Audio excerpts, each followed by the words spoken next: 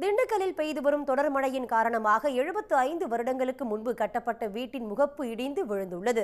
இது பற்றி விரிவான தகவலை தர காத்திருக்கிறார் செய்தியாளர் ஐயப்பன்.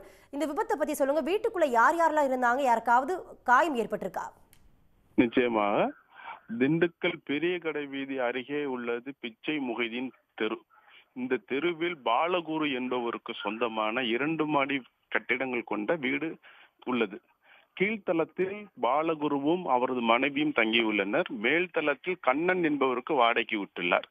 பழைய கட்டிடம் என்பதால் ஏற்கனவே கட்டிடங்கள் பழுதடைந்துள்ளது. இந்நிலையில் கடந்த 10 தினங்களுக்கு மேலாக திண்டுக்கல்லில் விட்டு விட்டு மழை தொடர் மழை பெய்து வருகிறது. இதன் காரணமாக இன்று மதியம் 2வது தளத்தில் பால்கனியில் ஏற்கனவே பழுதடைந்திருந்த காரணத்தினால் கட்டிடம் இடிந்து முதல் தளத்தில் உள்ள பால்கனியில் விழுந்தது.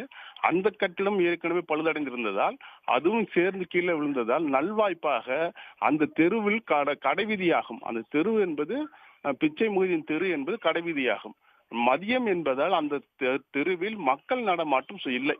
இதன் காரணமாக கட்டிடம் இடிந்து விழுந்த பொழுது உயிர் சேதங்கள் யாரும் நடமாட்டம் இல்லாத காரணத்தினால் உயிர் சேதம் என்பது இல்லை. அதே நேரத்தில் கண்ணன் மற்றும் பாலகுரு குடும்பத்தை சேர்ந்தவர்கள் வீட்டினுள் இருந்ததால் அவர்கள் யாரும் வெளியே வராத காரணத்தினால் அங்கு உயிர் பலி என்பது இல்லை.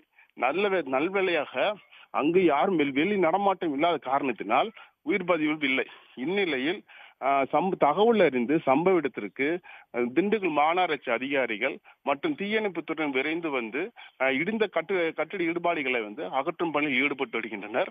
மேலும் கட்டிடத்தில் வேறு ஏதும் சேதங்கள் இருக்கிறதா, கட்டிடம் எந்த மாதிரி உள்ளது என அதிகாரிகள் ஆய்வு மேற்கொண்டு வருகின்றனர். இதனால் அப்பகுதியில் சிறிது நேரம் பெரும் பரபரப்பு நிலவியது. உடனுக்குடன் செய்திகளை தெரிந்து கொள்ள சன் நியூஸ் பெல் ஐகானை கிளிக் பண்ணுங்க.